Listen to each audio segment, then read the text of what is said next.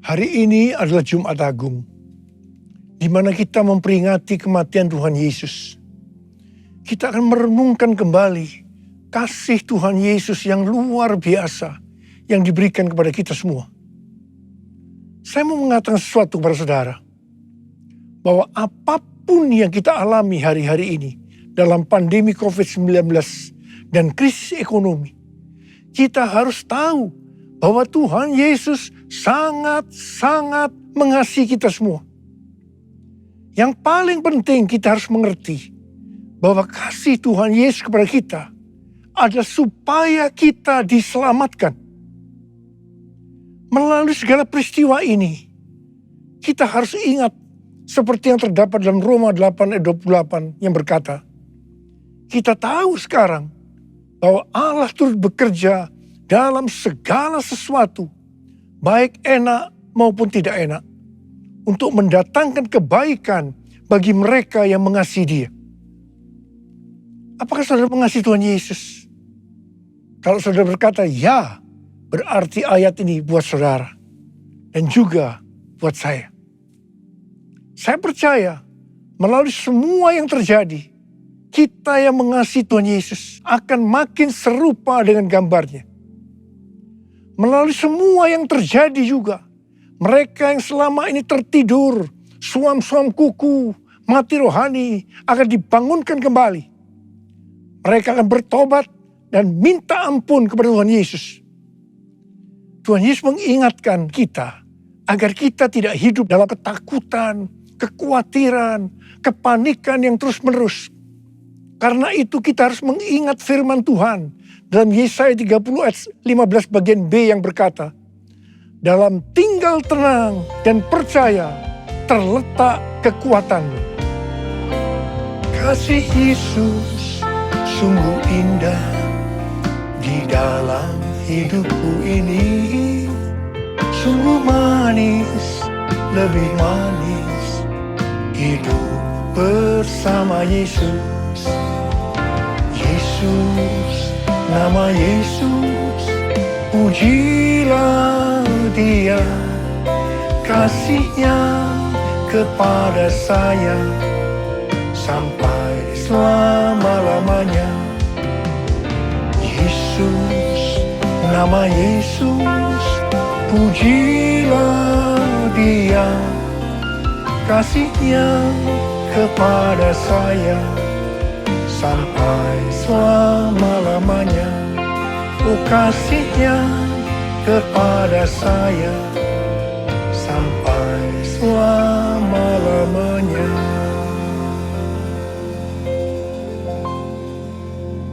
Alkitab berkata, Yesus mati karena dosa-dosa kita. Dia dikuburkan, tetapi pada hari yang ketiga Dia dibangkitkan. Alkitab berkata, semua orang telah berbuat dosa dan telah kehilangan kemuliaan Allah. Upah dosa ialah maut, mati kekal selama-lamanya, tempatnya di neraka.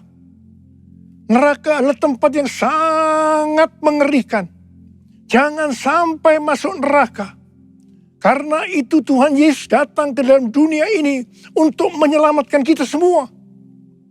Bagaimana cara Tuhan Yesus menyelamatkan kita? Alkitab berkata, Tuhan Yesus yang tidak mengenal dosa, dijadikan dosa oleh karena kita. Supaya di dalam Dia, yaitu mereka yang percaya kepada Tuhan Yesus, dibenarkan oleh Allah. Apa arti daripada ayat ini? Tadi dikatakan, semua orang telah berbuat dosa dan telah kehilangan kemuliaan Allah. Upah dosa ialah maut, mati. Jadi Tuhan Yesus harus mati menggantikan saudara dan saya.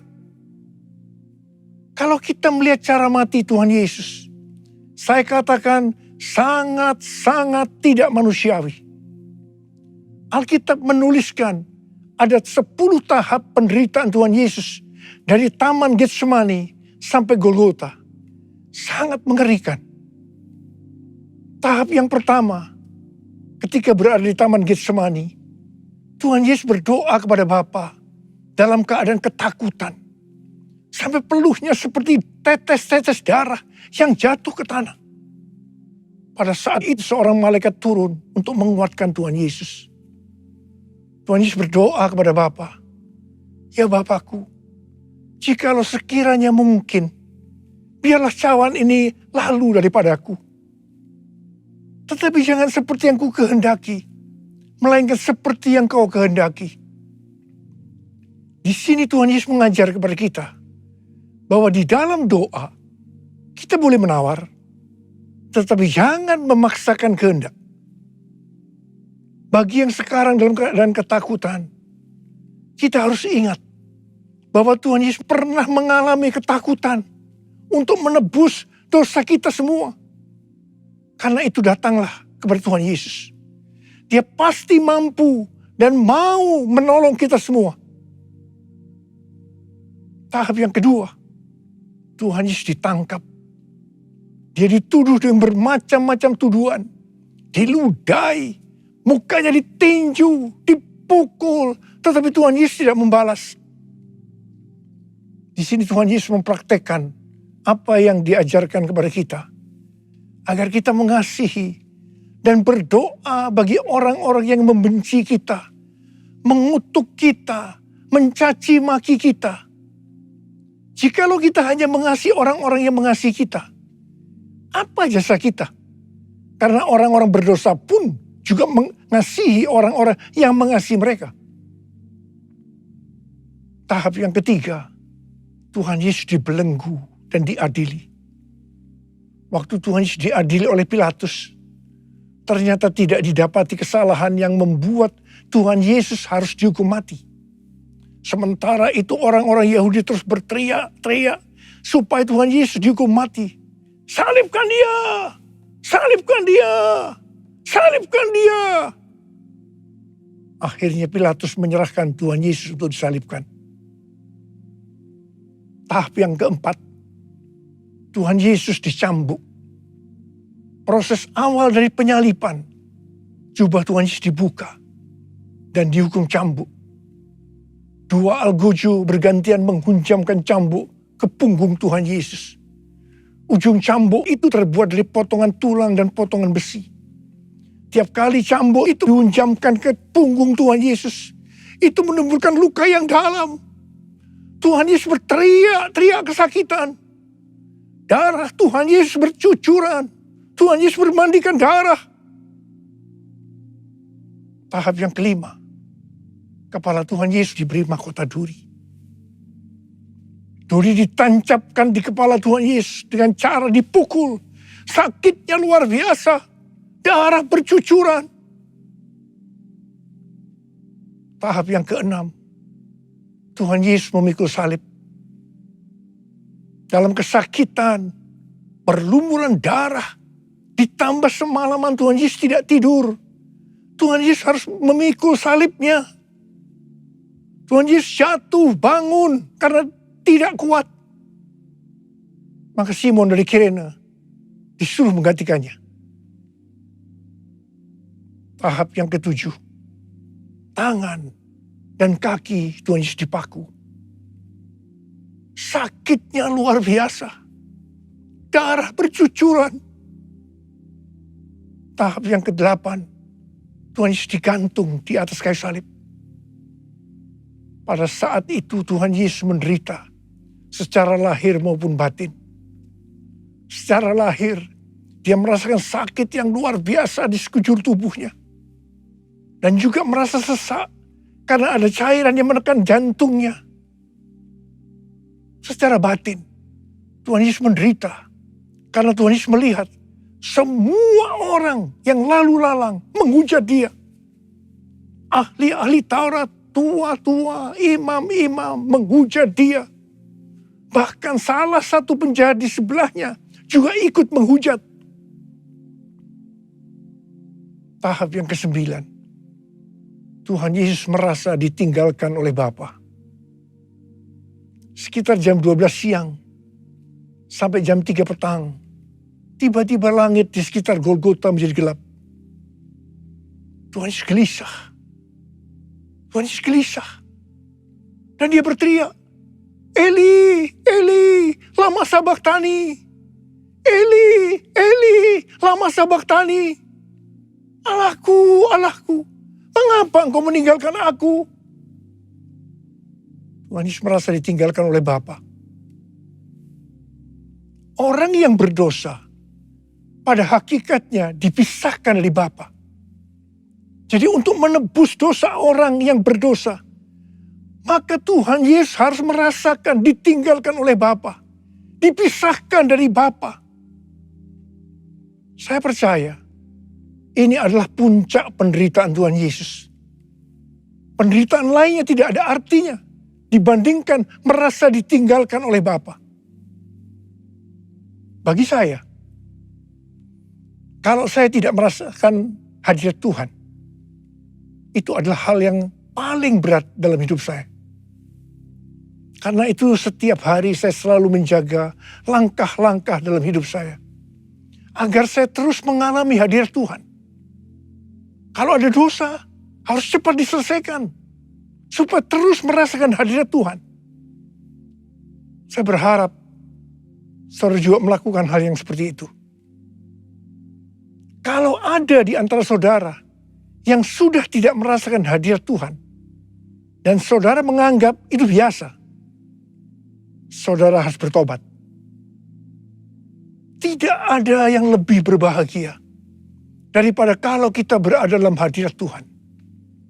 Sebab Alkitab berkata, di hadapanmu ada sukacita berlimpah-limpah. Artinya di dalam hadirat Tuhan ada sukacita dan kebahagiaan yang berlimpah-limpah. Tahap yang ke-10. Tuhan Yesus berkata, sudah selesai. It is finished. Ya Bapa, ke dalam tangan-Mu lah kuserahkan nyawaku. Lalu Tuhan Yesus mati. Tak terukur kasih-Mu Yesus, Kau telah mati gantikan diriku. Kau curahkan darah-Mu untuk tebus dosaku. Layaklah Kau Tuhan dipuji dan disembah dengan segenap hatiku. Layaklah Kau Tuhan dipuji dan disembah dengan segenap jiwa ragaku. Dengan segenap jiwa ragaku. Dengan segenap jiwa ragaku. Pertanyaannya, mengapa Tuhan Yesus harus mati dengan cara demikian? Mengapa tidak dengan cara yang mudah? Dipenggal kepalanya, selesai. Mengapa Tuhan Yesus harus mati dengan bermandikan darah? Alkitab katakan, tanpa penumpahan darah, tidak ada pengampunan dosa. Untuk mengampuni dosa saudara,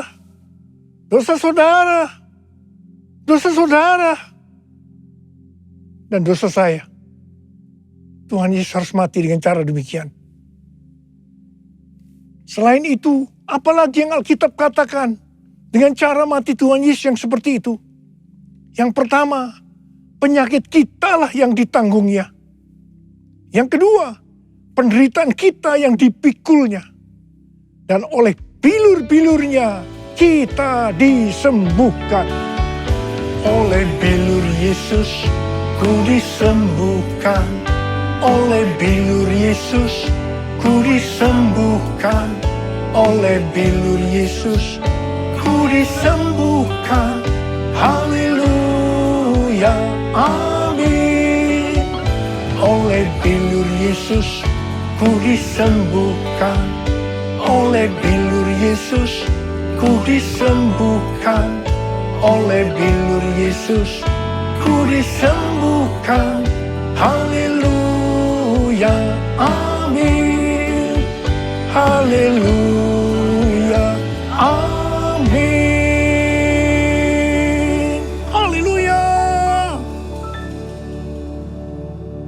Tuhan Yesus mati karena dosa-dosa kita. Dia dikuburkan. Tetapi pada hari yang ketiga, dia dibangkitkan. Haleluya. Tuhan Yesus tidak mati selamanya.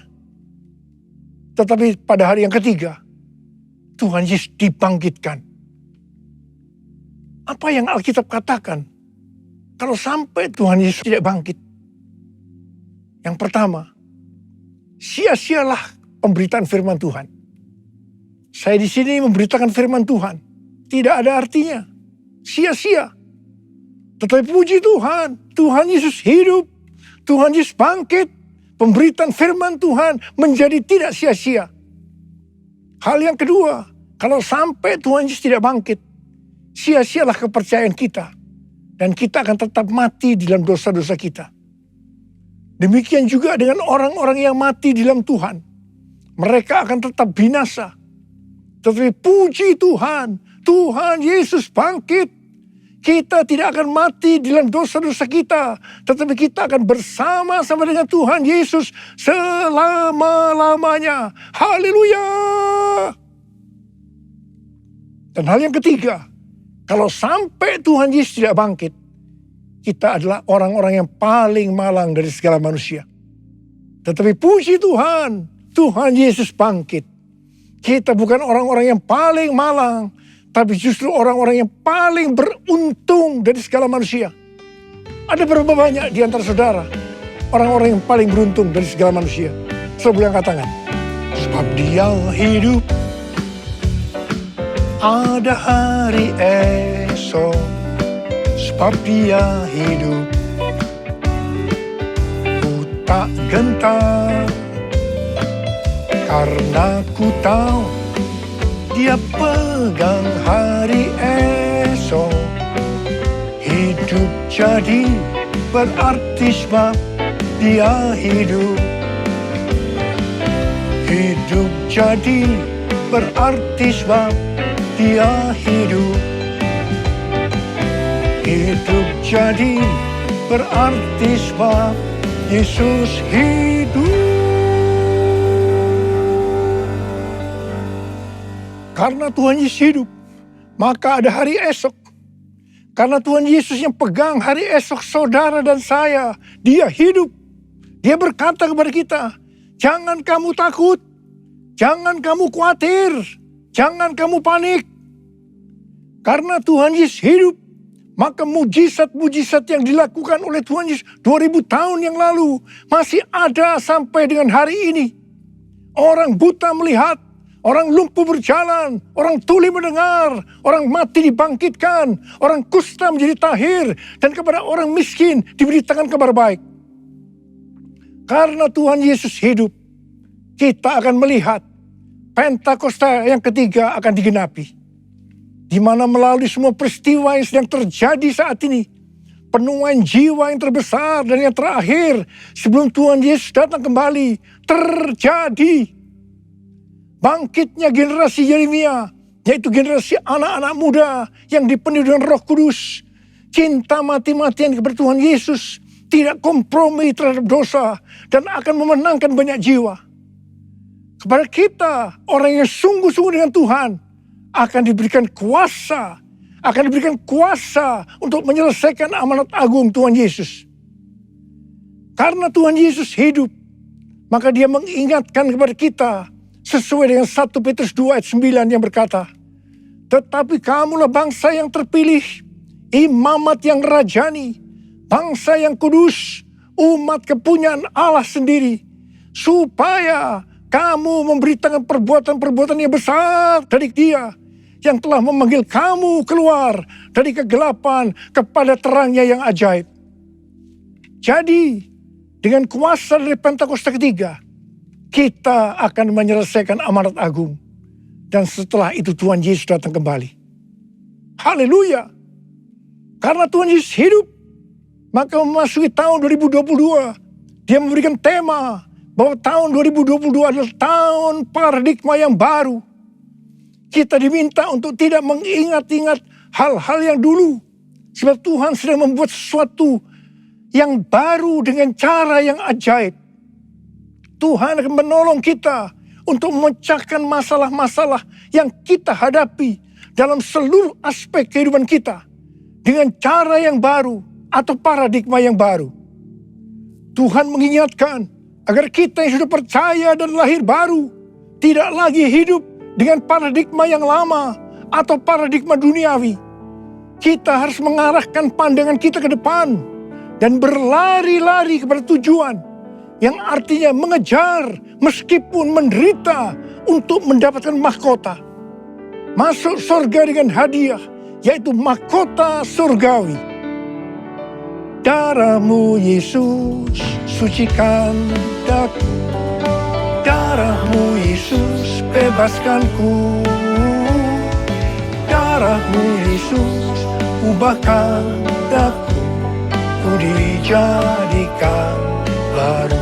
Darah-Mu Yesus, darah-Mu Yesus sucikan daku, darah-Mu Yesus bebaskanku, darah-Mu Yesus ubahkan daku, ku dijadikan baru, ku dijadikan baru, ku dijadikan baru. Mari saya ajak kita angkat tangan di hadapan Tuhan. Mari kita katakan, Yesus, Yesus, Kau berarti bagiku.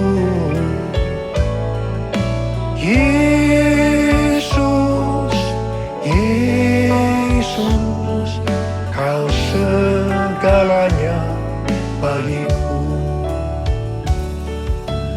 Yesus, Yesus, Kau berarti bagiku. Yesus, Yesus, Kau segalanya bagiku. Kau segalanya bagiku. Kau segalanya bagiku. Angkat tangan saudara. Kita berbahasa roh sama-sama. Sembah Dia. Uria lama kana maya rala basande rala bala bala. Oh rala rala rala rala rala rala rala. Oh rala rala bala bala bala bala bala bala bala bala bala bala. Oh Tuhan Yesus, Tuhan Yesus, Tuhan Yesus. Oh ya lala bala bala bala. Berkati anak-anak-Mu Tuhan. Berkati anak-anak-Mu semua. Mereka sedang mengangkat tangan di hadapan Tuhan. Berkat-Mu melimpah buat mereka. Berkat-Mu melimpah. Terima berkat Tuhan. Terima berkat Tuhan. Terima berkat Tuhan. Terima kasih. Tuhan terima kasih. Tuhan terima kasih. Tuhan terima kasih. Tuhan terima kasih dalam nama Yesus. Amin.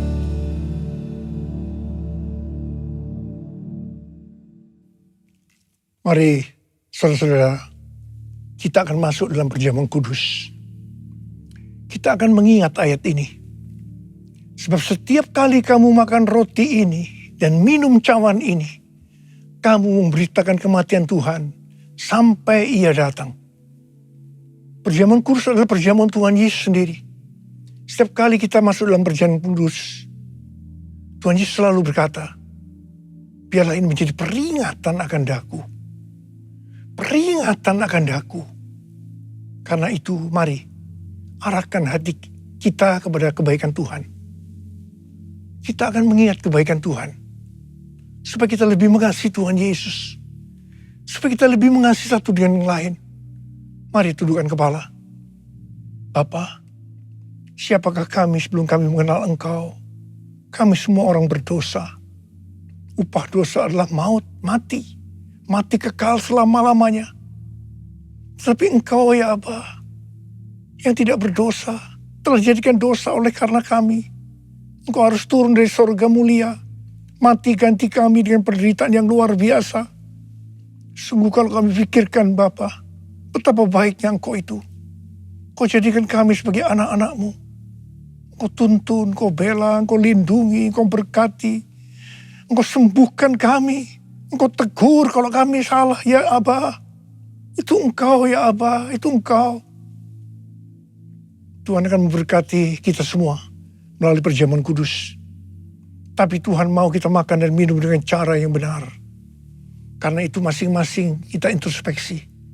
Mari kita periksa diri kita saat ini.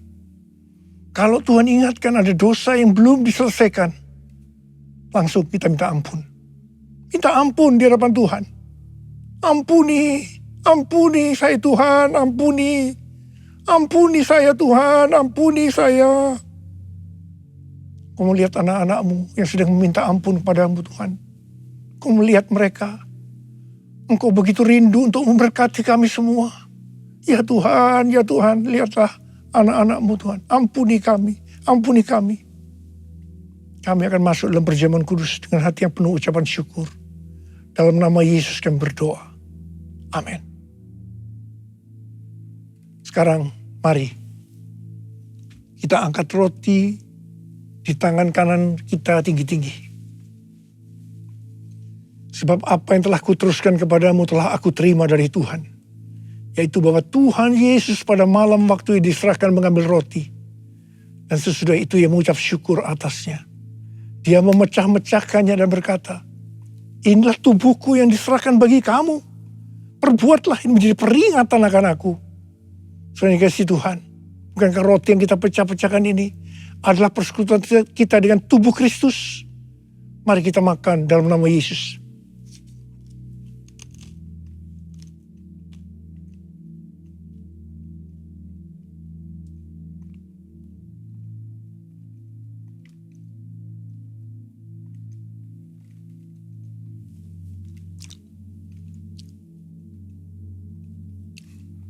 Angkat cawan di tangan kita tinggi-tinggi. Demikian juga yang mengambil cawan sesudah makan lalu berkata, cawan ini adalah perjanjian baru yang dimeteraikan oleh darahku. Perbuatlah ini setiap kali kamu meminumnya menjadi peringatan akan aku. Saudara dikasih Tuhan, bukankah cawan pengucapan syukur yang atasnya kita ucapkan syukur adalah persekutuan kita dengan darah Yesus? Mari kita minum dalam nama Yesus.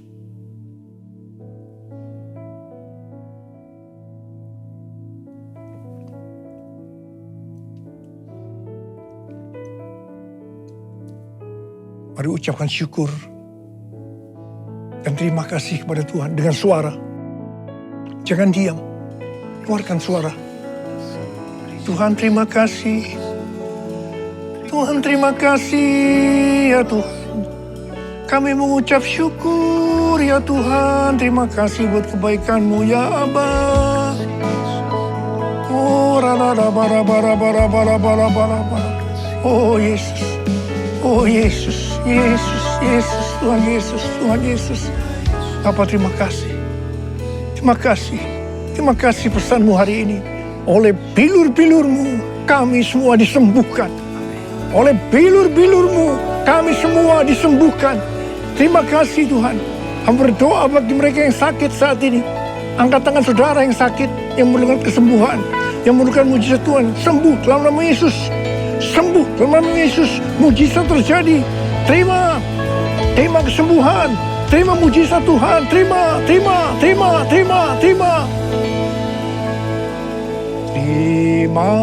kasih Yesusku, terima kasih Yesusku. Puji syukur hanya bagi Tuhanku. Terima kasih Yesusku. Terima kasih Yesusku, puji syukur hanya bagi Tuhanku. Terima kasih Yesusku, terima kasih Yesusku, puji syukur hanya bagi Tuhanku. Terima kasih Yesusku, terima kasih Yesusku. Puji syukur hanya bagi Tuhanku. Puji syukur hanya bagi Tuhanku. Puji syukur hanya bagi Tuhanku. Terima kasih Aba, terima kasih Aba, terima kasih, terima kasih. Mari angkat tangan saudara, terimalah berkat Tuhan.